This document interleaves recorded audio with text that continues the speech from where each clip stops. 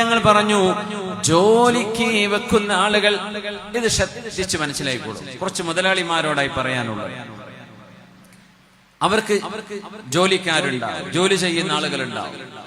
അവർക്ക് മാന്യമായ ശമ്പളം കൊടുക്കാതെ, അവരുടെ ഹക്ക് കൊടുക്കാതെ 1000-ഉം 10,000-ഉം ലക്ഷക്കണക്കിന് ജോലിക്കാര് ജോലി ചെയ്യുന്ന എത്രയോ മുതലാളിമാർ അല്ലാഹുവിന്റെ ദുനിയാവിലുണ്ട്. മലയാളക്കരയിലുണ്ട്, ഇന്ത്യയിലുണ്ട്, വിദേശ രാജ്യങ്ങളിലുണ്ട്. ഞാൻ പറയുന്നത്, ഏറ്റവും വലിയ കടപ്പാട് അവനവന്റെ ജോലി ചെയ്യുന്ന ജോലിക്കാർക്ക് കൃത്യമായ ശമ്പളം, തുച്ഛമായ ശമ്പളം കൊടുത്തിട്ട് നാട്ടുകാർക്ക് കോടികൾ സംഭാവന കൊടുത്തിട്ട് ഒരു കാര്യവുമില്ല. നിങ്ങളുടെ ജോലിക്കാർ അവര് നിങ്ങൾക്ക് എല്ലുമുറിയെ ഉറക്കമൊഴിച്ച് അവരുടെ അധ്വാനവും സമയവും നിങ്ങൾക്ക് ചെലവഴിച്ചത് കൊണ്ടല്ലേ നിങ്ങൾക്ക് കോടികൾ വരുമാനം ഉണ്ടാക്കാൻ പറ്റുന്നത്.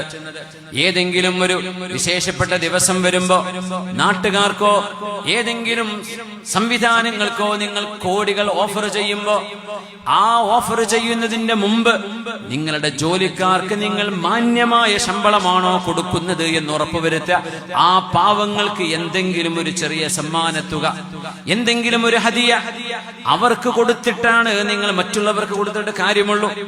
അവരുടെ കാര്യം ശ്രദ്ധിക്കാതെ, അവർക്ക് മാന്യമായ ശമ്പളം കൊടുക്കാതെ, അവരുടെ ഹക്ക് വീട്ടാതെ നാട്ടുകാരുടെ മുമ്പിൽ പേരും പെരുമയും ഉണ്ടാക്കാൻ ലക്ഷങ്ങളുടെ സംഭാവന കൊടുത്തു എന്ന് പറയുന്ന ആ ഒരു മെയ് നടിക്കുന്ന പരിപാടി അല്ലാഹു സ്വീകരിക്കുകയില്ല. മുഅ്മിനേ, പടച്ചവനെ ഭയപ്പെടുന്ന ആളുകളോടാണ് പറയുന്നത്, നിങ്ങളുടെ ആദ്യത്തെ കടപ്പാട് നിങ്ങൾക്ക് വേണ്ടി പണിയെടുക്കുന്ന നിങ്ങളുടെ ആമിലീങ്ങളോടാണ്.